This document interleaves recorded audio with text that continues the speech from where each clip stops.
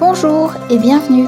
Vous écoutez La Chronique des Volcaniques, un podcast inspirant 100% féminin où je reçois 2 jeudis par mois une chef d'entreprise qui nous parlera de son parcours d'entrepreneur. Je suis Emmanuelle Regna, fondatrice du réseau professionnel et féminin Et les filles c'est jeudi en Auvergne. Aujourd'hui, je reçois Agathe. Agathe qui a repris la société familiale alors qu'elle n'en avait pas vraiment envie au départ. Enfin, en tout cas, qu'elle ne l'avait pas vraiment envisagé. Et à côté de ça, elle fait quelque chose d'un peu plus fun. On la connaît plus sous le nom de Agathe TV sur Instagram, où elle nous raconte un petit peu ses looks. Elle va nous raconter comment elle jongle entre tout ça. On écoute son histoire. Bonjour Agathe. Bonjour. Tu vas bien ? Oui, ça va, merci. Je suis ravie de t'accueillir sur ce podcast. Tu es une des plus grandes chefs d'entreprise que j'interviewe, donc je suis un peu stressée. Je voudrais que tu te présentes, s'il te plaît. Donc, je m'appelle Agathe Trevalet, j'ai 34 ans et je suis directrice générale de l'entreprise Cellier Chevanet, qui est une entreprise de transport de voyageurs. Ok.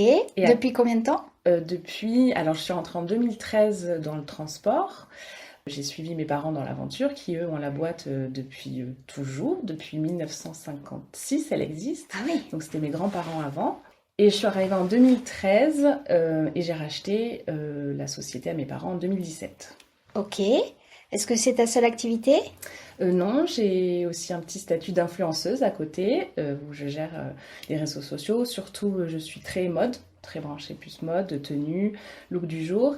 Et j'ai créé un petit magazine de mode en parallèle qui s'appelle Closette. Ok. Est-ce que tu dors de temps en temps ? Oui, je dors.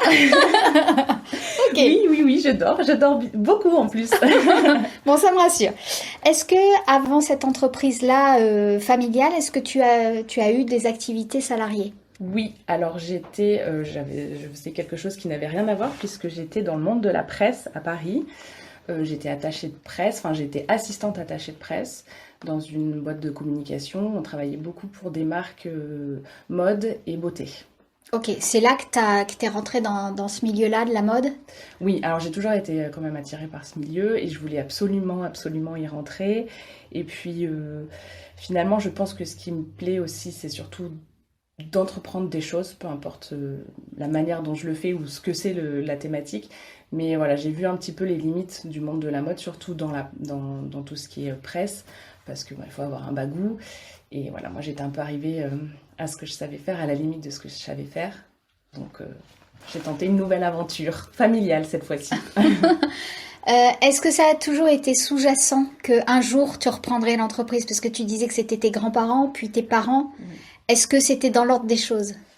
Pas pour moi, je pense pas. Mais mon père a toujours voulu que je reprenne, puisqu'il sentait que j'avais je pense qu'il pensait que j'avais cette fibre entrepreneuriale.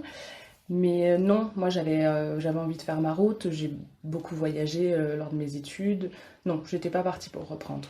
Est-ce que tu as des frères et sœurs ? Oui, j'ai une grande sœur. Et Ah, elle, pas du tout. Non, c'est pas du tout son milieu. Elle travaille avec les enfants. La sœur, elle n'est pas du tout dans tout ce qui est entrepreneuriat. D'accord. Plus la fibre maternelle. Donc toi, tu es rentrée dans la société familiale en 2013. À quel moment s'est posée la question de reprendre la société ? Assez vite. À vrai dire, assez vite. Moi, je suis rentrée pour reprendre. Alors au début, c'est pas totalement vrai ce que je te dis, puisqu'au début j'ai dit je fais 6 mois et on voit, et puis on est arrivé en 2016 et puis les 6 mois étaient passés depuis longtemps. Et là par contre je me suis dit voilà, soit je suis chez moi, soit je fais autre chose, mais c'est quand même compliqué d'être dans un milieu familial et entrepreneurial, parce que tu mélanges sentiment et un petit peu ordre et travail, on va dire. Donc du coup je me suis dit soit je suis pas seule à la tête, parce que mes parents m'ont toujours aidée, ils m'aideront toujours, je pense, d'une certaine façon. Mais soit je tente l'aventure seule, soit je fais autre chose. D'accord, ok. À quel moment tu t'es dit j'ai envie de faire autre chose à côté d'un peu plus fun, comme l'influence ? Comment c'est rentré dans ta vie ? Eh bien, c'est rentré avec Sophie, parce qu'on se parlait beaucoup par les réseaux. Et elle m'a dit, voilà, je trouve que tu as un petit look, que tes photos sont jolies, tu devrais te mettre en compte public. Et en fait, voilà, ça s'est fait... Ça a commencé comme ça ? Comme ça, d'accord. Naturellement. Et puis, j'ai continué à le faire. Donc moi, j'ai pas d'ambition de grossir ou d'avoir des partenariats. Voilà, c'est pas mon ambition numéro 1 sur Instagram.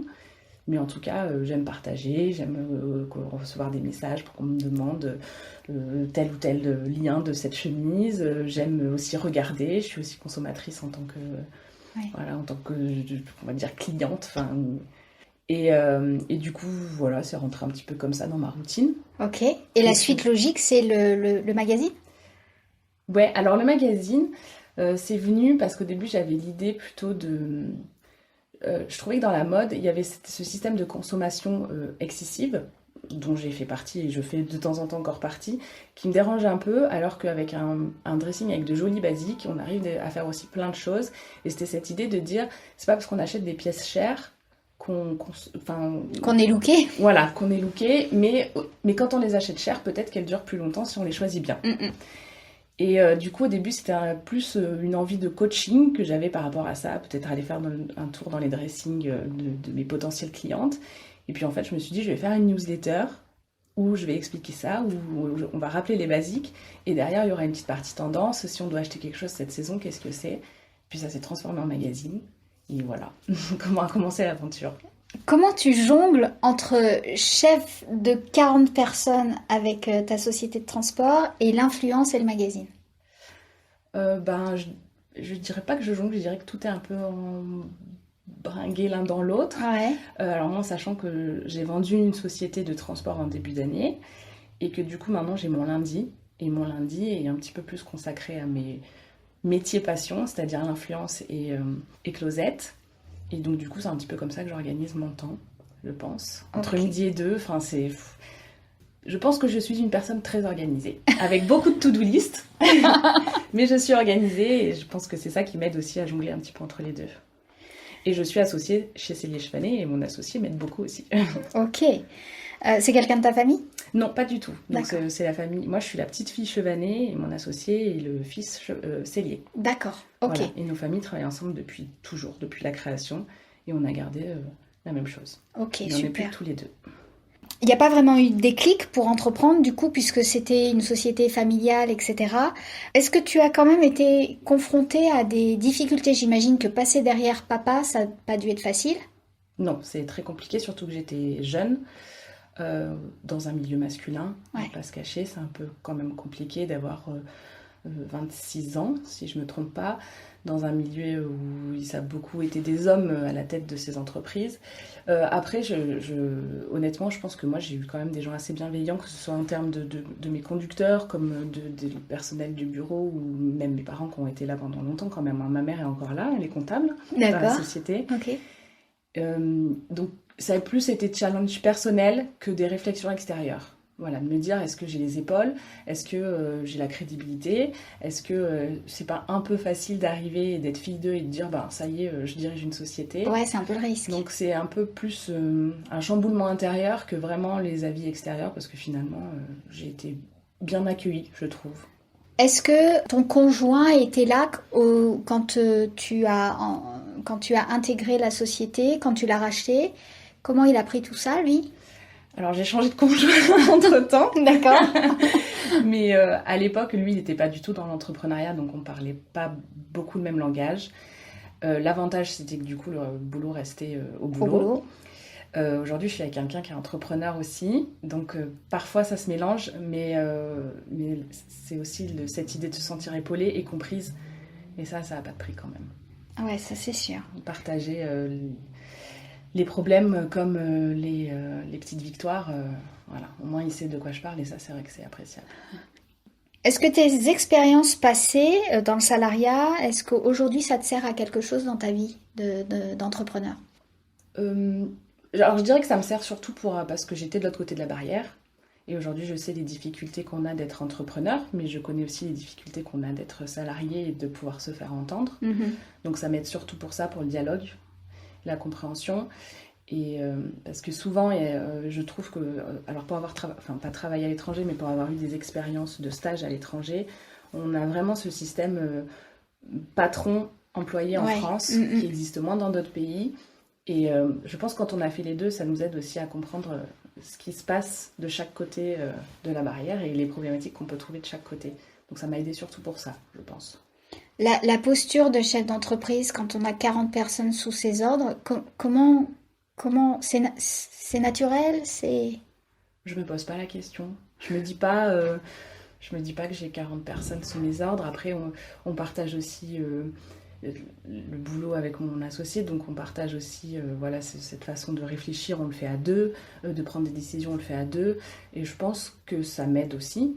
C'est plus difficile d'être confronté à des problématiques quand on est seul que quand on est deux. On partage quand même aussi que ce soit, voilà, comme je disais tout à l'heure, les victoires comme les galères, on les partage à deux. Et 50% quand même qui est sur les épaules de l'autre, ça fait du bien. Mais je me dis pas que je... Après, on a des gens qui sont là depuis très longtemps aussi, qui m'ont vu grandir. Voilà, je le vois plus comme une aventure familiale que comme vraiment être à la tête d'une entreprise. D'accord. Je me ressens pas chef, on va dire.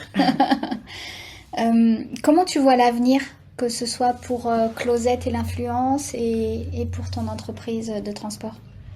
Alors, le transport, c'est compliqué parce qu'on est un peu balancé entre les consommateurs de gasoil, l'électrique qui arrive, l'hydrogène. Mais moi, j'ai pas pour ambition de faire une grosse structure, mais j'ai envie que ma structure aille bien et que tout le monde puisse bien vivre grâce à elle, c'est-à-dire les salariés qu'on a déjà. Et pour mes projets perso, enfin, que j'appelle plus perso parce que du coup ils sont plus récents et ils sortent vraiment de moi, de mes entrailles. J'ai déjà des choses à venir pour Closette. Cool. Et puis j'ai pas de pression par rapport à ça. Si ça doit s'arrêter, ça s'arrête. Si ça grossit, tant mieux. Je pense que maintenant j'ai la capacité à me dire demain ça devient plus important. Je sais comment m'organiser pour. Et si ça vient à s'arrêter, ça s'arrêtera. Je pense qu'il faut essayer. Il ne faut pas se dire que dans tous les cas, l'échec... ce ne sera pas forcément un échec, voilà. Et je trouve qu'on a tendance à se dire ça. Surtout, les femmes, on est très durs envers nous-mêmes. Ouais, c'est vrai. Et en France, c'est vraiment... la culture de l'échec, c'est quand même pas la même qu'aux États-Unis, par exemple. Non. Aux États-Unis, on commence, on se casse la figure et on recommence. Exactement. En France, c'est bon, j'y vais pas parce que si je me casse la figure. Ouais. Justement, tu dirais quoi à une fille qui a envie de se lancer, qui nous écoute peut-être tout de suite et qui a un projet ou qui débute l'entrepreneuriat? Je dirais que si on a vraiment peur de se lancer, alors moi je ne suis pas pour le commencer petit, mais je suis pour le commencer tout court. Donc il faut le faire. Et puis on apprend au fil du temps, on va s'améliorer au fil du temps, ce ne sera pas parfait dès le début. Je ne suis pas une perfectionniste dans l'âme, mais par contre je suis une fonceuse. Donc je pense qu'il faut commencer. Et on verra les problèmes après, on les prendra les uns après les autres quand ils arriveront. Mais il faut se lancer. Et puis surtout, si c'est un projet auquel on tient, qui mûrit depuis longtemps, il faut bien le faire, mais il faut le faire il faut essayer. à fond. Ouais. Alors, tu fais pas partie du réseau et des filles, mais est-ce que tu fais partie d'un réseau professionnel? Non, c'est quelque chose dont je ne fais pas partie. Pourquoi? Bonne question. J'ai effectué une intervention il y a quelques années maintenant avec les femmes chefs d'entreprise. Oui, j'étais dans le public, justement. Voilà. Et donc j'ai eu envie de rejoindre le réseau. Et honnêtement, c'est, je pense, qu'une question de temps ou peut-être de mon caractère qui fait que je voyage, que j'avance beaucoup seule, mais je trouve que c'est très bien. Un réseau aussi, ça permet justement quand on est seul, qu'on a des doutes. Et oui, mais c'est pas ton cas. Toi, t'es pas seule en fait. Et moi, je suis pas seule. Et puis moi, j'ai des parents entrepreneurs. J'ai un associé qui est à la tête de l'entreprise comme moi. Et je pense que j'ai déjà ce réseau pour me guider. Je suis assez famille pour ça. J'ai tendance à me diriger beaucoup vers ma famille quand j'ai des doutes. Et c'est peut-être pour ça que j'ai pas intégré un réseau. Oui, certainement. Ouais. Oui, et puis tu te sens pas seule. Alors la plupart des filles de notre réseau à nous, ce sont des micro-entrepreneurs, donc du coup, elles sont seules. Elles sont vraiment seules à la tête de leur structure. Et elles ont vraiment besoin de ça. Et, la plupart me disent, moi, la difficulté que j'ai eue, c'est vraiment la solitude. Toi, c'est pas ton cas, effectivement. Non. Voilà. Moi, j'ai un papa qui est à la retraite, mais qui est toujours extrêmement présent et qui donne son avis, peut-être parfois beaucoup trop, mais qui le donne... Petit message personnel. Mais ça a le mérite d'être toujours juste. Et même quand j'ai commencé l'influence, quand j'ai commencé Closette, voilà... d'une certaine façon, il m'a aidé, il m'a poussé, il m'a donné des conseils. Ma mère est entrepreneur aussi par la force des choses. Du coup, ils ont monté ça. Enfin, ils étaient ensemble, ils ont travaillé ensemble. Ma belle-mère aussi, il y a la boutique Mur Design. Donc, on est assez cette famille. Anaïs, ma demi-sœur, elle est en freelance aussi. On entreprend beaucoup et du coup, les déjeuners familiaux se transforment peut-être des fois en réunions d'entreprise. Mais je me sens pas seule et je pense que c'est peut-être pour ça que j'ai pas eu. C'est pas forcément l'envie, mais que j'ai pas eu. J'ai pas passé le cap de rentrer dans Dans un réseau. un réseau. Oui, mais si t'en ressens pas le besoin, c'est pas la peine d'y aller. Voilà. En fait, clairement, moi c'est ce que je dis aux filles qui veulent nous rejoindre, c'est je t'oblige pas à nous rejoindre. Si tu viens, c'est que t'en as envie. Sinon, ça sert à rien. Puis pour moi, un réseau, c'est vraiment quand on est face à des problématiques de gestion d'entreprise. Et moi, j'ai eu la chance d'arriver, on m'avait déjà mis les clés sur le moteur, donc j'ai appris au cours de mon expérience. Mais en fait, l'entreprise était déjà là et elle marchait déjà. Donc j'ai eu juste besoin à prendre le train en route et à me servir de l'expérience que la structure avait pour finalement créer d'autres choses ou racheter d'autres entreprises. Mais c'est aussi peut-être plus facile que quand on part de zéro et qu'on se dit bon, c'est sûr. Par où on commence. Et là, pour Closette, justement, tu démarres de zéro, oui. Puisque c'est de toi. Est-ce que tu imagines une structure plus grande, embauchée Oui, j'aimerais bien. Ouais. J'aimerais bien que ça devienne... Alors moi, je suis pas trop pour tout ce qui est papier, donc ça ne deviendra jamais du papier, mais oui, j'aimerais... Oui, j'espère. En tout cas, je me le souhaite. On te le souhaite aussi, alors. Merci. Est-ce que tu as une dernière chose à ajouter ? Et ben, à toutes les filles qui n'osent pas entreprendre par peur, il faut laisser la peur de côté et il faut vraiment foncer. Et si ça ne marche pas, c'est pas très grave. Eh ben, ce sera le mot de la fin. Merci beaucoup, Agathe. Merci à toi. Un grand merci d'avoir écouté cet épisode. J'espère qu'il aura été pour vous inspirant. N'hésitez pas à le partager à votre entourage pour encourager dans leur projet le plus de femmes possible. Pour suivre notre actualité, rendez-vous sur etlesfillescestjeudi.com et sur les réseaux sociaux du même nom. À très vite!